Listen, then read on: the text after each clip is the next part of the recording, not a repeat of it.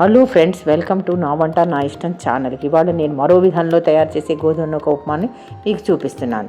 Stove on చేసి pan పెట్టి అందులో 4 చెంచాల నూనె వేసి ఆవాలు జీలకర్ర, ఇందులో పప్పులు వేయరు, ఉత్త ఆవాలు జీలకర్ర, చిల్లీ ఫ్లేక్స్, తర్వాత ఇంగువ వేసి చక్కగా వేయించుకోండి. ఈ ఇంగువ మంచిగా వేయిందనేటప్పటికీ సువాసన వస్తుంది. తర్వాత పసుపు వేసి కూడా వేయించుకోండి. ఇందులో తరిగి ఉంచుకున్న బీరకాయ ముక్కల్ని, పచ్చిమిరపకాయలని వేసి బాగా ఫ్రై చేయండి. నేను ఈ పోపులో పచ్చిమిరపకాయలు వేసి తర్వాత ఉప్పేసాను, ఎందుకంటే పచ్చిమిరపకాయలు ఆ మెత్తదనం వస్తుంది, ఆ టేస్ట్ వస్తుందని. తర్వాతనే బీరకాయ ముక్కలు వేసుకున్నాను. బీరకాయ ముక్కలు వేసుకుని బాగా వేయించండి. ఈ పోపు అంతా ఈ బీరకాయ ముక్కలకు పట్టేంత దాకాను ఒక 5-6 నిమిషాలు, 10 నిమిషాలు మీడియం ఫ్లేమ్లో పెట్టుకుని వేయించుకున్నా పర్వాలేదు. అది కొంచెం కిందకు వచ్చేంత దాకాను ఆ బీరకాయ ముక్కలు వేగిన తర్వాత కొంచెం కిందకి వెళ్తాయి, అంత ఫుల్గా లేకుండా.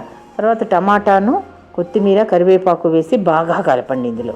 నేను ఇందులో 2 గ్లాసుల గోధుమ నూకను తీసుకున్నాను. దానికి తగ్గట్టు 3 గ్లాసులు నీళ్లు తీసుకున్నాను. 4 గ్లాసులు తీసుకోలేదు, ఎందుకంటే టమాటాల్లోంచి బీరకాయల్లోంచి వచ్చే నీళ్ళకి ఈ నీళ్లు సరిపోతాయి కాబట్టి.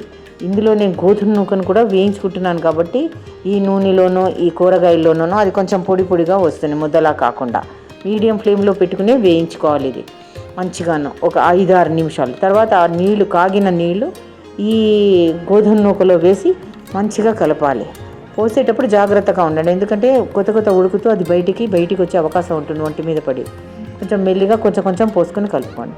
తర్వాత మొత్తం ఈ నీళ్ళంతా పైకి కిందకి కలిపి కుక్కర్ మూత పెట్టి మీడియం ఫ్లేమ్లో 2 విజిల్స్ వచ్చేంత దాకా, మీడియం హైలో పెట్టి 2 విజిల్స్ వచ్చేంత దాకా ఉంచి స్టవ్ ఆఫ్ చేసి, స్టీమ్ పోయిన తర్వాత మూత ఓపెన్ చేసి స్టవ్ వెలిగించి కొంచెం సిమ్లో పెట్టి ఒక 2 నిమిషాలు పైకి కిందకి కలిపి స్టవ్ ఆఫ్ చేయాలి. కావలసిన వాళ్ళ నెయ్యి వేసుకుని, అక్కర్లేని వాడు ఇలాగేనో తినచ్చు. దీంట్లో చట్నీ అవసరం లేదు, ఏ పొడి అవసరం లేదు, ఇది డైరెక్ట్గా తినచ్చు. నేను చేసిన వంట మీకు నచ్చినట్టయితే సబ్స్క్రైబ్ చేయండి, లైక్ చేయండి, షేర్ చేయండి. Thank you.